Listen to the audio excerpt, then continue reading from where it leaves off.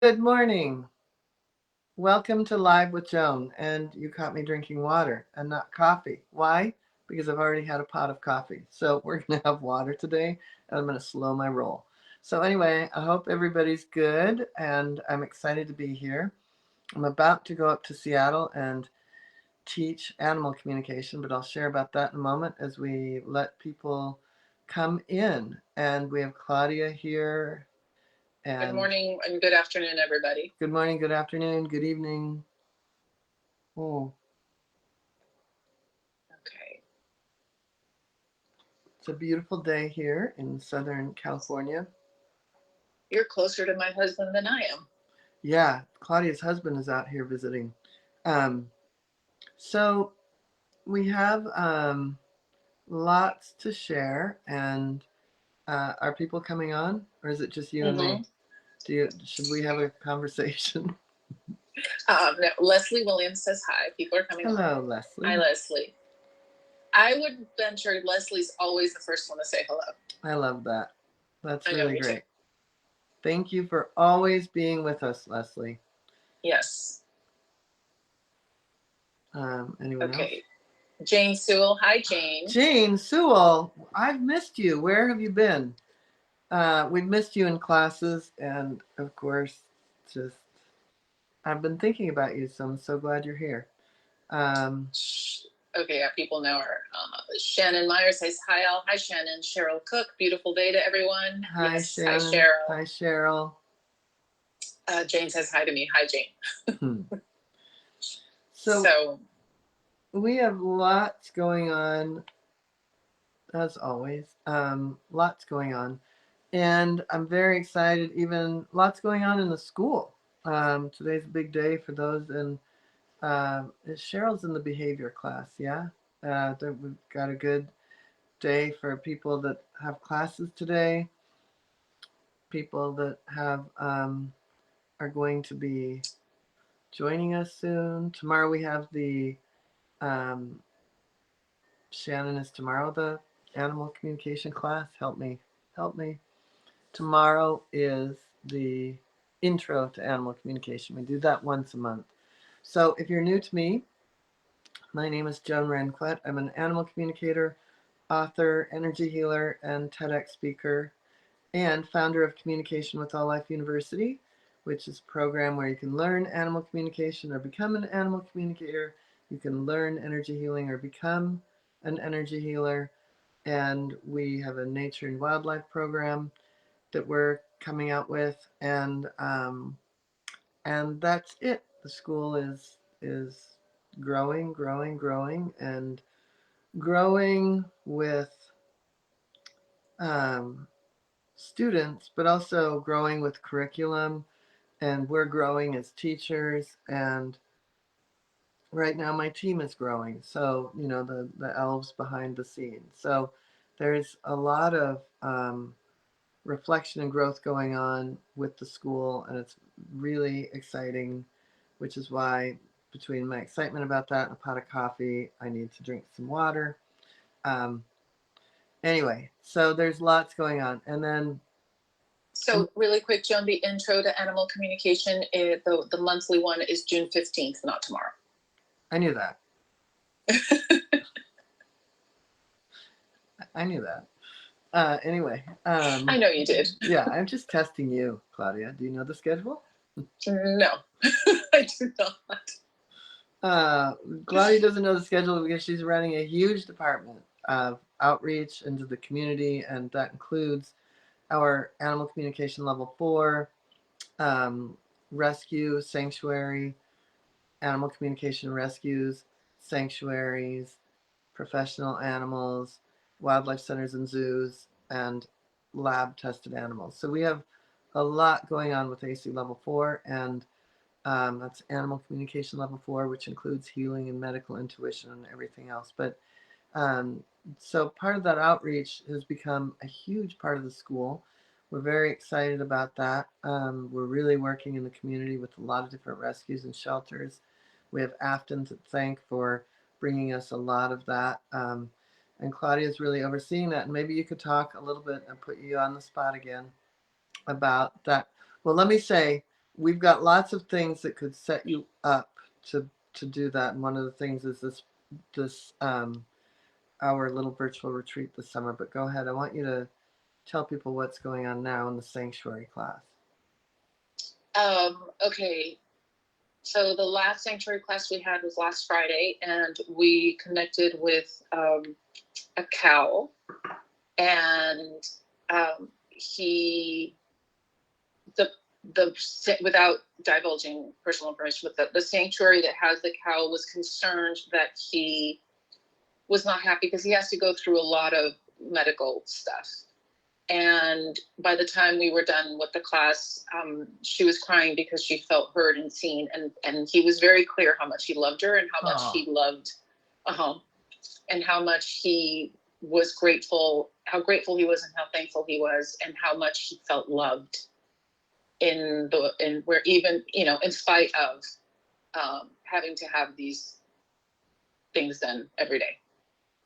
So it was pretty powerful. And that's what we're doing. I guess the common theme that I'm picking up on across the board in the rescue and now the sanctuary is that we're really supporting the people in what they're doing, and they're feeling like, because sometimes you could get caught up in, am I doing the right thing? Am I doing this for the animal? Am I doing this for me? Right. And, so we kind of bridge that gap and help them. We hear them, we hold space for them, and we confirm what they've been feeling or what they've been thinking, because, let's be real. They're connecting with the animals, they just don't know it. So yeah, I'm on a little web-based TV show that I'm not supposed to be talking about yet, but I just told you. Anyway, and I'm on with I'm on a panel with two veterinarians, one a holistic and one a homeopathic sustainability expert, and then with an unbelievable dog trainer. And the thing the other day, the focus of the episode that we just shot was animal communication. And so I got to remind the vet and the two vets and the trainer and our hosts that everyone's an animal communicator. We can all communicate with animals. That's just a given. It's just that, number one, we don't think we can. Number two, we don't trust ourselves. And number three, we may not have practiced enough to understand that as a skill set. So if you're a veterinarian, you're a dog trainer, you're a sanctuary owner, you're a foster, you have this other skill set that you're dependent upon. And so the animal communication piece kind of gets far away.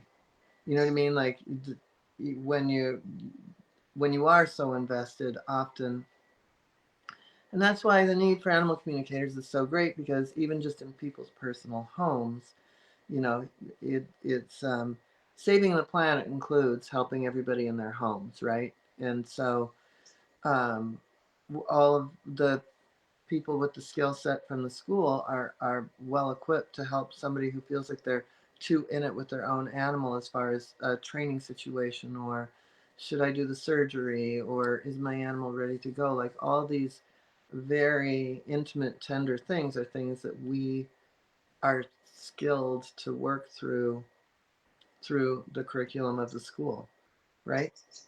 yes, And 100%. yeah, and so these classes, like these animal communication level 4, and I'll repeat myself, we have one student whose initials, I'm not going to say her name. Anyway, she was like, I don't see why I need all these classes to be able to work in rescues. And then after the first, she went through the program, took that rescue call, and the first thing she said was, oh my God, I could not have handled this if I hadn't had all of this other stuff from the school. So getting well trained and well equipped to help in the world is really important. And it's not only important for working, say, in a shelter or rescue where we could really get triggered. We could get triggered in somebody's home when they have a dog with a brain tumor and we lost a dog to a brain tumor, or all of these things that we've experienced. We've got to uh, not put them behind us, but they can't be on the forefront when we're helping someone else in their situation. And a lot of the program is built on helping us work through our stuff and develop a skill set that makes us the ultimate professional. And we have in this coming up this summer, we have the virtual retreat. I know that there was confusion on the dates, so I will let Shannon put the dates in. And in the virtual retreat, we have the animal communication. We have the first night is bridging animal communication and energy healing, which is such a huge piece of being able to walk into a rescue or shelter. And if we think about the fact that, like, maybe we're not going to use a healing modality that minute with somebody, but being healing. So that's what that first evening, that Friday evening, is all about, being healing. Saturday is a little boot camp for animal communication. You're going to get really good by the end of the day, whether you're a beginner or advanced. I've got all levels helping to teach. And then Sunday will be energy healing using the um, scalar wave. So it'll be learning the scalar wave on ourselves, not on others, but by being healing, we're naturally going to be helping others. So that's what's up, is a virtual retreat. I hope to see you there. In the meantime, I know we have a guest, but before we get to the guest, is anyone else here saying hi? Yes. Okay, hold on. I'm going. Chris Wilson. Hi, Chris. Agnes. Hi, Hi, Agnes. Agnes. Julie Jacobs. Hi, Julie. Hi, Julie. Susie Reed. Hi, Susie. Hi, Susie. Kristen Hedberg. Hi, Kristen. Tanya. Hi, Tanya. Hi, Tanya. We're like some AA meeting. Yeah, I know. Hold on. Which is great. Just, I don't need to repeat. Claudia, I'm feeling like a weirdo, but I am aware. Okay. So our guest is in the green room, but she cannot hear us. So let me try something. Should I introduce her now, and then we'll bring her on and see if she can hear? Yeah. Okay.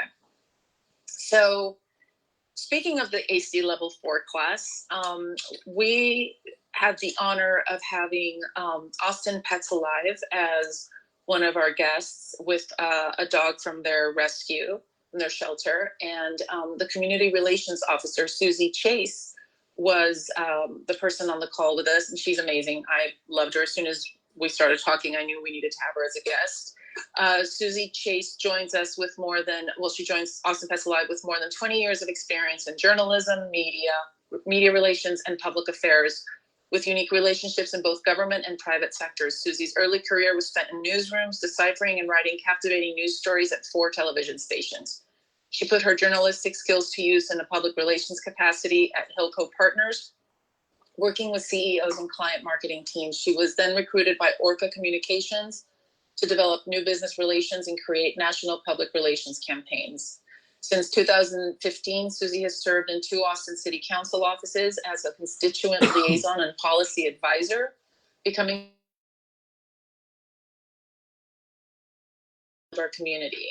Suzie, her son Tiger, and her daughter Maggie have spent the past decade actively volunteering for pediatric health nonprofits. They often spend weekends walking around Ladybird Lake with their dog Bella. Oh, I have a Bella. I used to have So a let Bella. me bring, there she is. I'm bringing Suzie on. Good morning. Can you hear us, Suzie? We can't hear you. No, I don't think she can. Should she come back off and come back on? Yeah. Yeah. Take your head. I think I heard something. Can you hear me okay? Yes. Can you hear me? Yes, thank you. I'm so sorry. That's all right. I'm so glad you're here. Thank you. I'm so happy to be here. And I was so happy to speak with some of the students a couple of weeks ago. It was the most incredible opportunity. They all brought so much to the table, and I learned so much in just like 90 minutes about what your students are learning and doing.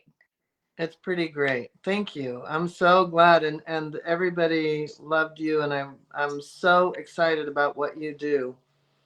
Well, thank you. I believe that your students are changing the world And I went back to the people who I work with at Austin Pets Alive. I talked to our volunteers, I talked to our staff, and I talked to the entire adoption office about the information that they gave me about one of the dogs who has been in our care since January 27th.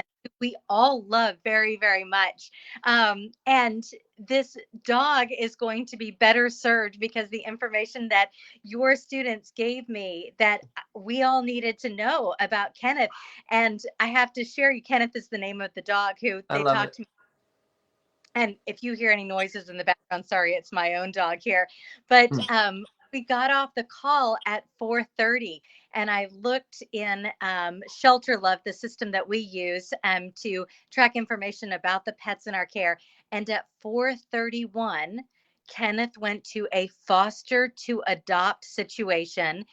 Ugh, He has been looking for his forever home, and he just needs lots and lots of love. And he has been abandoned over and over again for a variety of reasons, no fault of his own. And not only did he go to foster to adopt, but I can share with you that he went to a foster to adopt home that is a home for it's a group home for sober women. wow, that is so cool. Yes, so he's going to be getting lots and of love, and I think he's been there for 17 days. So we'll find out within the next 2 weeks if he is going or when he's going to be permanently adopted. So I can't wait to share it with your team. Yeah, that's awesome. When he's going to be permanent, I know. Yes. Claudia, you can't cry because I'm already crying. Well, I really feel like what your students did was they enlightened me, and thereby I was able to talk to everyone from our operations department to, again, our volunteers, and share with them what you all are doing. And so one of the students in your classes lives here in Austin, and she has volunteered to help out with Austin Pets Alive. And I need to reach back out to her, and we all want to find out more about what you all are doing, because we think that it's the future. After sharing that experience with the people I work with at Austin Pets Alive, we really see what you all are doing as a way to really help with that human and animal connection that we talk about so often, but there's always missing gaps. And what you all are doing, communicating and teaching communication styles for people who are working with pets, it's going to be a game changer. Thank you. I've taught a lot, and we can do an offline conversation. I've taught a lot in shelters, a number of places up in Seattle. I've got a whole list of places, shelters and rescues where I've come in and taught volunteers, and that's one where that's revving back up. So, and I've got a lot of, you know, I fly, so I can come in person. Anyway, So do I. yeah, Claudia's like, I do too. So, but one of the things that I've believed this for a long time, and so I really love that you're saying this, because I feel like I've doing this work for so long, and at first it wasn't always accepted, but I would take the work where it was accepted and just keep expanding. So I never look at a no as like, oh, that's a no. Like, okay, I'll just go over here. And so it's been very rewarding. Uh-oh. Oh, we lost her. Oh, there There she she is. is. It's been very rewarding to then set up these classes so that I have a million boots on the ground, right? Like, because it's one of the things that drives me, because I really believe we've got a genocide going on in this country. Mm-hmm. And I have an interesting story to share, and then I have a million questions for you. But years ago, I taught in China, and I taught animal communication and EFT, emotional freedom technique tapping, which is what my new book is about, and what will really be a game changer in shelters. And when I was over there, I was in Beijing, so it's, highly populated, big city, very urban type of people, and I I remember I said I'd love to have a panel where we can, and I had a translator, where we could discuss what we feel about each other's countries and how we treat animals. Because, you know, I know you've heard things and we've heard things. But what I didn't expect is that the first thing they said is, we understand that if there's a dog on the street, you kill it within 2 days. And that's what they believe over there about us. And I said, that's not entirely true, but it's not that far off, right? Like that is really uh, a terrible thing. And then, of course, then my piece was I talked to them about, the dog meat trade, and it was a huge discussion. And I understood then how communism really works, because they don't know what's going on in smaller villages because they're in the city. So it was enlightening. But I learned a lot about that they didn't know what goes on in smaller villages. But more importantly, I learned a lot about people's perception of our treatment of animals. So when we look at other countries and think we're so great, I look at the fact that, well, yeah, it's actually a 3-day hold, not a 2-day hold, but that's what other people think. So I'd love to dig in about the fact that you run a no-kill shelter, and what is that?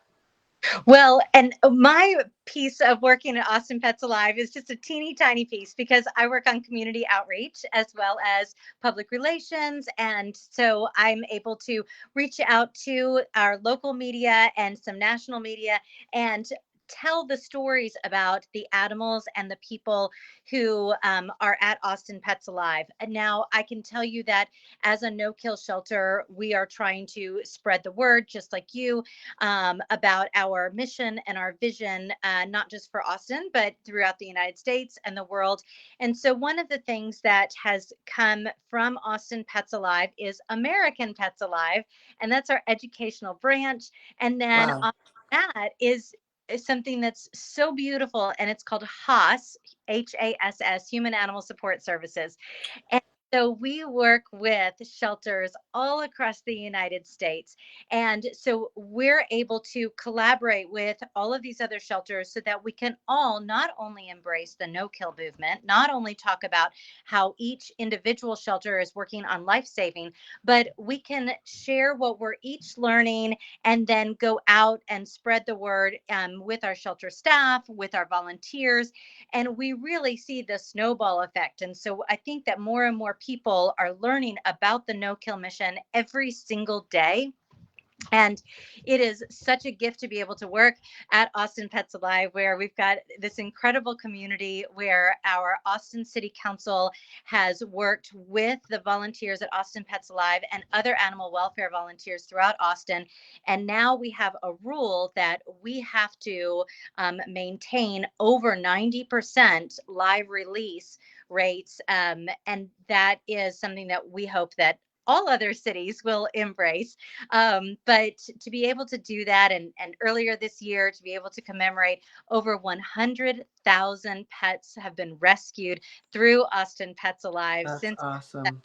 It is. And we hope that all shelters are able to talk about this. And I would love to, for a future Facebook Live, incorporate some of the other shelters that are part of Haas, so that you can hear the impact that. Yes, please. Okay, great.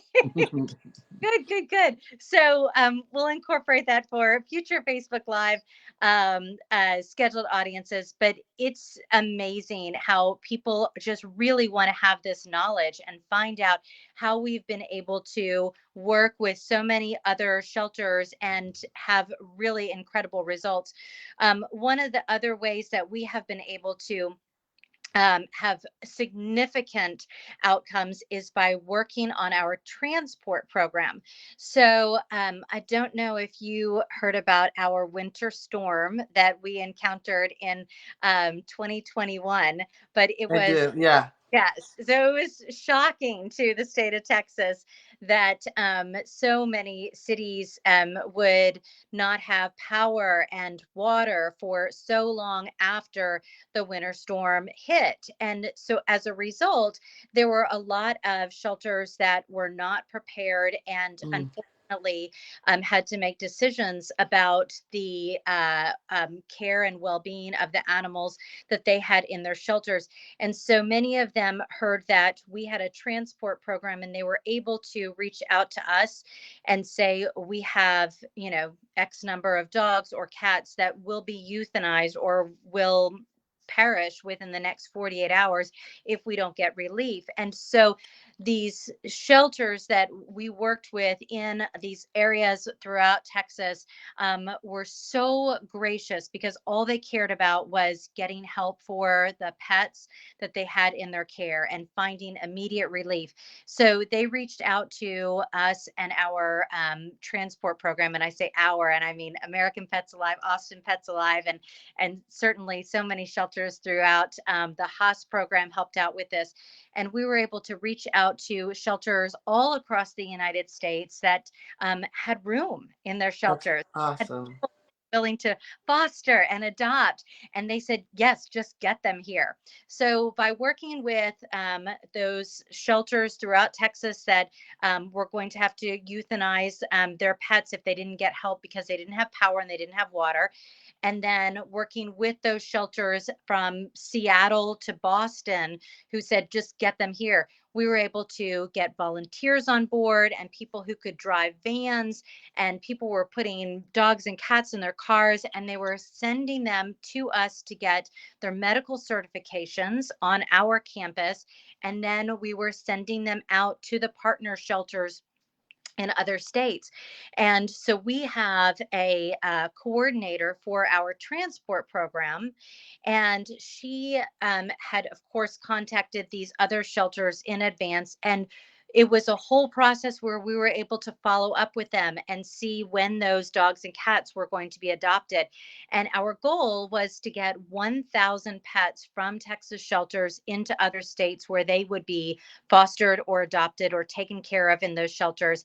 And we were able to successfully get over 1,000 animals out within 30 days.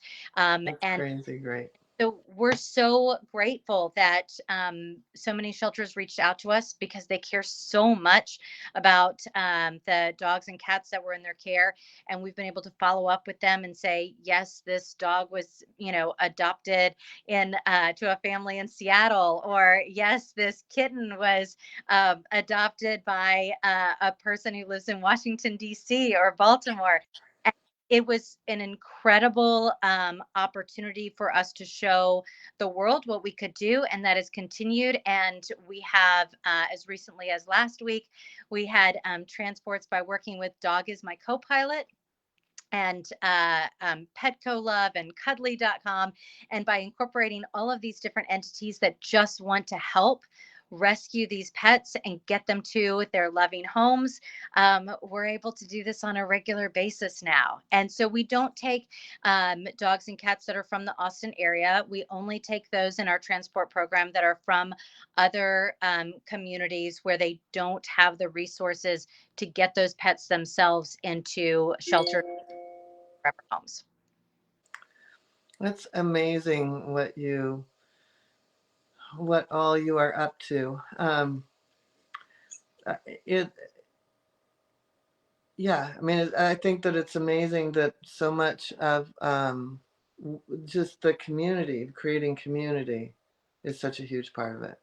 Well, and people love their dogs and cats, and people who have fostered and adopted shelter pets since the start of the pandemic. They have been so gracious, because people don't seem to stop at just fostering or adopting one. They seem to be giving back in other ways. Like, I think they understand that what we do at the shelter, it's just, we're a nonprofit at Austin Pets Alive. And so we're really trying to get every resource possible. So we have people come in and volunteer. We have people donate all the time. If they can't make a financial contribution, then they'll drop off in front of our clinic at Austin Pets Alive, everything from dog beds to, medication that Pads. uses. So for those that might not know what the no-kill movement is, and it's interesting because years ago I did animal communication and EFT, emotional freedom technique, with a dog at a no-kill shelter, and I would say that she suffered from exuberance, but that was it, right? But she ended up being euthanized, and there are that has left a permanent scar in my heart and my friend Jill Todd's heart, because I brought on this veterinarian and we were so excited for this gorgeous dog, and then it just went awry, and there were a few other situations like that, and I still was committed. I worked with that shelter a lot, but they were a no kill shelter, and yet that they made a decision about that dog that to me just needed a little more work, a little more help, a little more redirecting. So, one of the things that we can do for animals that in other shelters, probably in many other shelters, would not have a chance, because other shelters sometimes don't have people who are working directly with the behavior aspect of pets. We're able to use our team. We have a staff that works just on behavior issues, and we have different things like our play group allows dogs to go in, and we'll take a very social dog and we'll take a dog who's under socialized and have them meet whenever it's appropriate. And the dog that's not socialized will learn skills. And this is all supervised. And I think that it's a model that other shelters can learn from. And again, we have people who come and visit us all day long, who want to learn about what we do in our clinic on campus, and also what we do with the behavior team. But our behavior team is always learning from other shelters as well. So, being able to invest that kind of time from a staff standpoint is really important to the success of helping dogs that come to us with sometimes their, quirks, and sometimes there are behavior issues that need some redirecting. But we also have a lot of volunteers who will come in and they'll walk the dogs. And just by giving love to Mm, animals, I think it makes such a difference. And we are really lucky because we have so many people who say, I can't come to your physical campus, but here are some other things that I can do to help these dogs. So they will work as part of some of these dogs. We have a flight crew for them. hmm. So sometimes it's taking photos of the dogs and posting pictures on their social media, or creating an Instagram post for the dog. So I was able to, one of the things we do is we try and, touch on everything on our campus and beyond. And so I was given the opportunity to be a virtual foster for one of the dogs that we had on our campus. And that meant that I would go to the shelter and take this dog, Leon, out for walks and take photos of Leon and video of him just like fetching a ball. And I started an Instagram page for him. And by doing that, I was able to, outside of my regular work hours, just help get a little more exposure for this dog who was a pit bull mix who had been in and out of homes. And his story was probably like many other dog Yeah. stories, but to be able to tell my friends about this dog, and it just was really great. And I can share with you that one of the really fun things that I got to do with that particular dog and with other dogs was to take Leon to an Austin FC match. So here in Austin, we have our very first professional sports team, and it's a soccer team called Austin FC. And there's so much excitement about them. And they started last season, and the management came to us. And I think this is something that other shelters could do with professional sports teams in their town, no matter what the sport is. But the Austin FC management came to us at Austin Pets Alive and said, instead of having a big bobblehead costume animal as our first mascot for our first year, we would like to take adoptable dogs from Austin Pets Alive, Wow. bring them here, and let them meet the fans. So there are over 20 1,000 people who are at every single match. And so they get to meet dogs like Leon. And Leon was adopted not long after he was at the Austin FC match. And I've had the pleasure of going to his adopter's home, and Leon like immediately gained weight, and he has the run of the house, and he's in the perfect home for him where he is so loved and appreciated.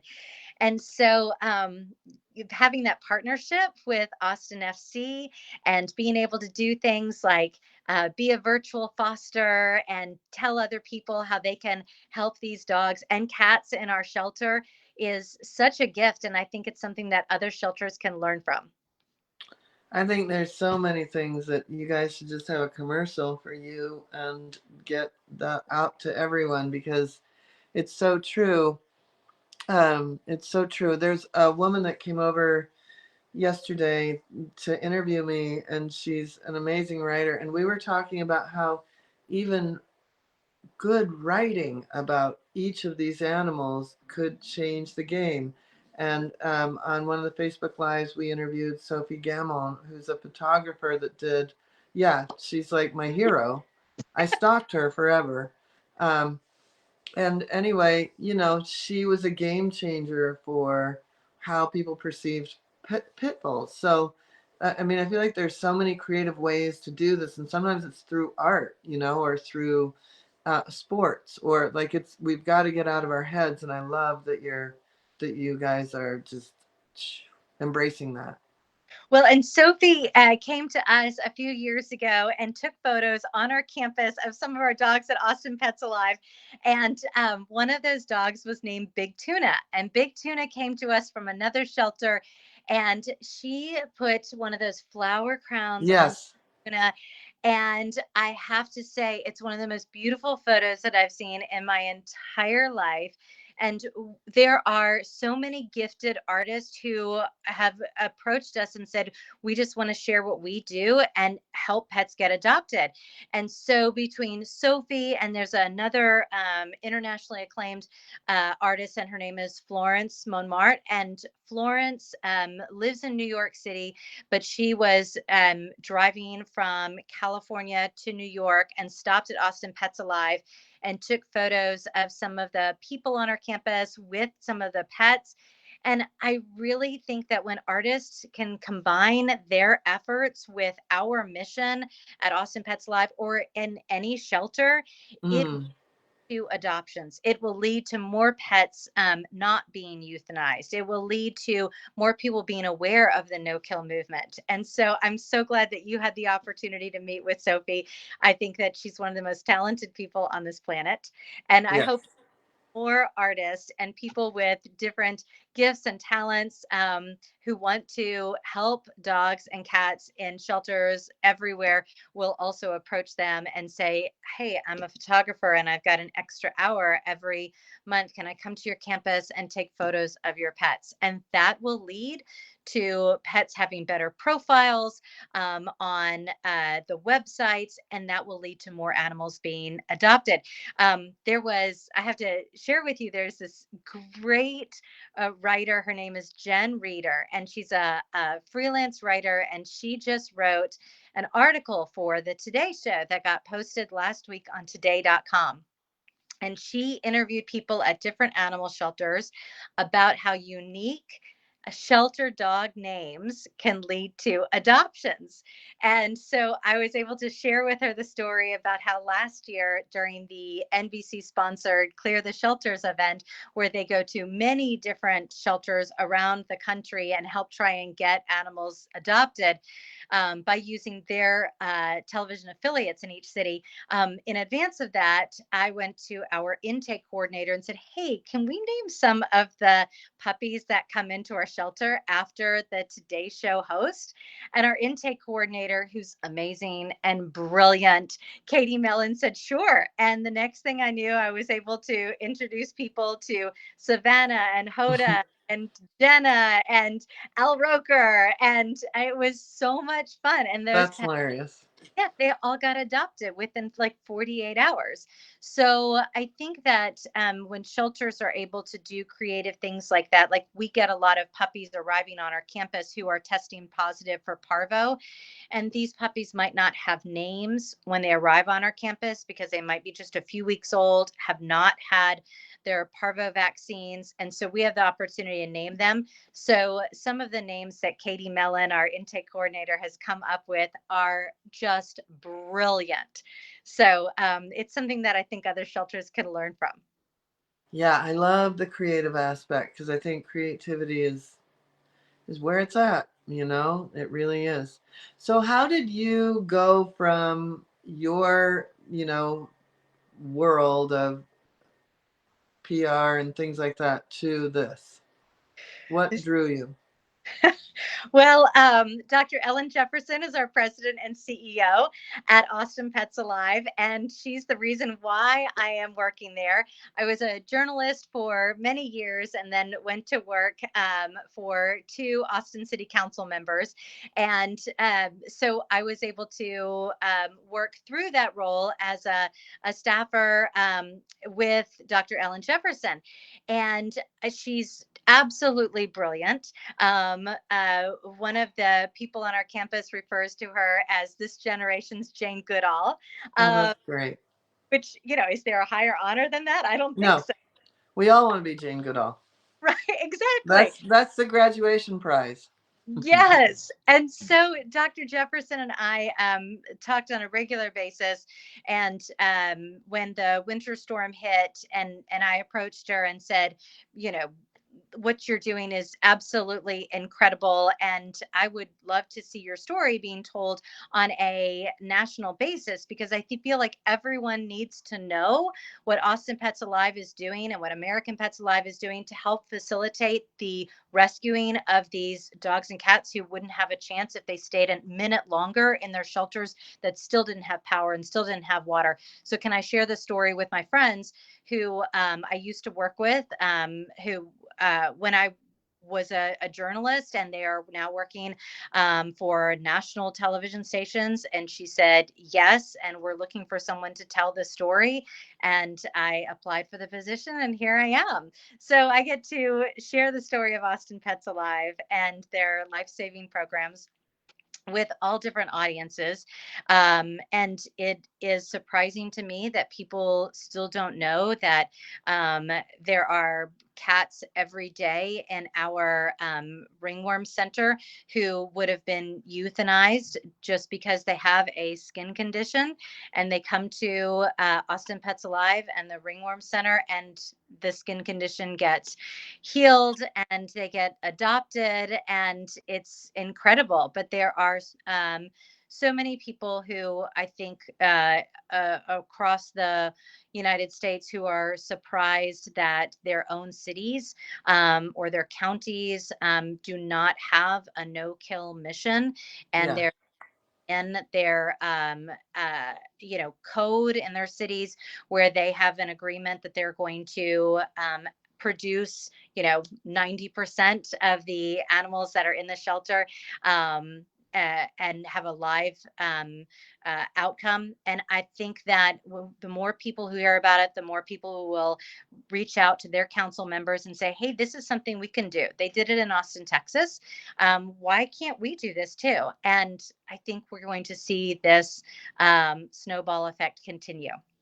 And I know that dogs get an enormous amount of attention. And I'm glad you brought up the cats because to me, I feel like cats are the silent sufferers because of this whole, whether it's peeing or a skin condition or arthritis or they clawed something, like it just makes me crazy to think of how many cats are sitting there that will never get a home.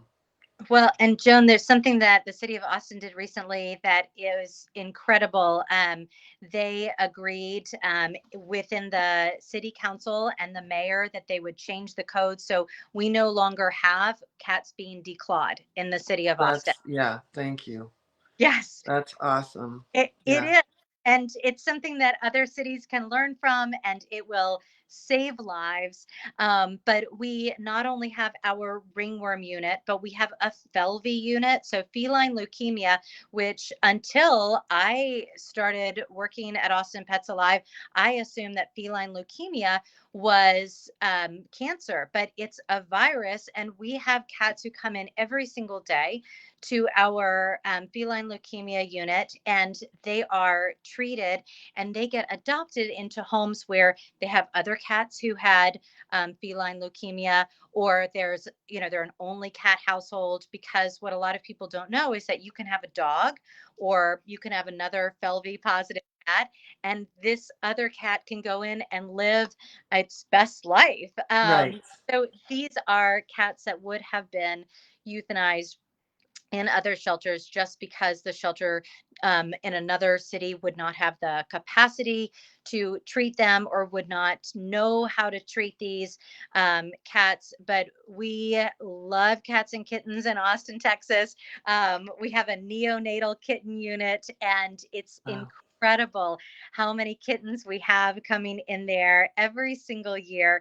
And it's because, and a testament not just to our staff and volunteers, but to all of the people in Austin who are willing to take on a litter of kittens and get them ready to be adopted. And so we have these bottle baby kittens who are fed all throughout the night by our volunteers and fosters. And it's something that people do year after year. And to build that into our culture in Austin is something that has taken quite a while.